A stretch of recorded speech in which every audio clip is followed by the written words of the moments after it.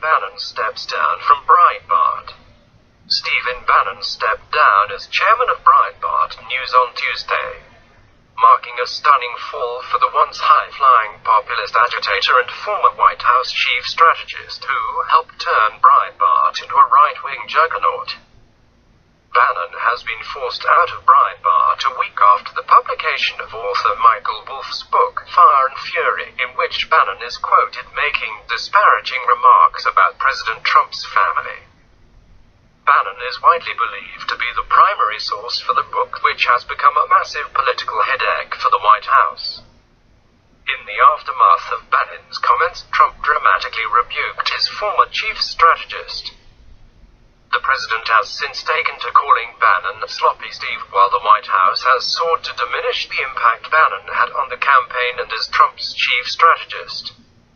Bannon's comments about Trump's family also provoked a rare public rebuke from GOP mega-donor Rebecca Mercer, a Trump supporter who owns a large stake in Breitbart News and had otherwise been a staunch ally of Bannon and his political crusades.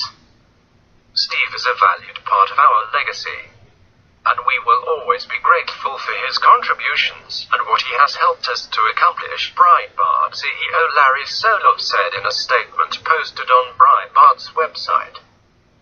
Bannon remains a hugely popular and influential figure inside the Breitbart newsroom. His departure will raise questions about the future of the news outlet as it seeks to move on without the man who acted as its public figurehead and editorial director since 2012. After the death of Breitbart founder Andrew Breitbart, "I'm proud of what the Breitbart team has accomplished in so short a period of time in building out a world-class news platform," Bannon said in a statement. It's a stunning turn of events for Bannon, who once harbored ambitious plans for 2018 but has now been consigned to political irrelevancy. Working with a pro-Trump outside group, Bannon and his allies had been planning to orchestrate primary challenges against nearly every Republican senator for re-election in 2018 in an effort to push the party further right. Candidates once jockeyed for Bannon's support and incumbent lawmakers feared his involvement in the primaries. Bannon's allies now concede that his primary effort is meaningless, since he can no longer claim to be Trump's standard bearer. And now Bannon has been cut off from Breitbart, the pro-Trump outlet that he used to push his national economic populism and attack Republican leaders who he cast as insufficiently loyal Trump and out of touch with ordinary Americans. Bannon's allies have said that he still plans to launch a non-profit group called Citizens of the American Republic that those close to him say will focus on policy matters. While Bannon can no longer rely on the Mercys for financial support, he has used his time out of the White House meeting with other wealthy donors who could back his new venture. He had to either give up being involved in politics at Breitbart, kidnapped to both once, or stole the hill. He chose politics. Him being involved in politics was interfering with Breitbart's ability to act as a news organization.